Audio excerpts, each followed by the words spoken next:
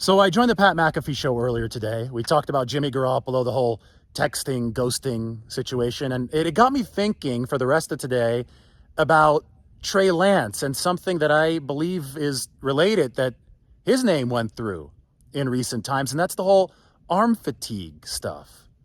And there are more parallels here than I think meet the eye at the surface. But in both situations, Trey Lance, arm fatigue, Jimmy Garoppolo, texting, ghosting, whatever you want to call it, we had something that probably started with a kernel of truth. Trey Lance broke his finger after all, had to rework his throwing motion, had to rebuild arm endurance. Shocker. Quarterback has to rebuild arm endurance after he breaks a finger on his throwing hand. And in the Jimmy Garoppolo situation, we had something where George Kittle's been telling us for the past 5 years that Jimmy is slow to text people back. So, shocker.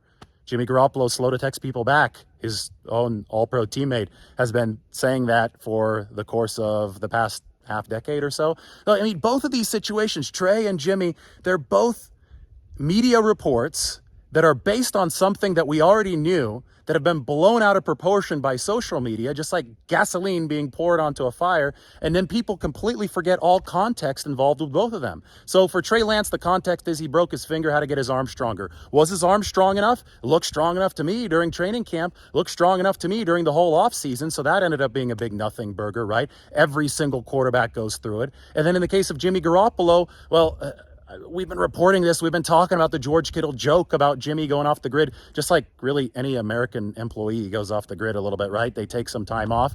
That's not a shocker either, right? That's not something that should surprise us either. So both of these reports kind of followed the same life cycle. And I think they'll both be part of history soon. But it's funny that 49ers quarterbacks seem to always be in the crosshairs of these types of reports. And you guys know my theory on that. They get a lot of clicks. There's a lot of interest.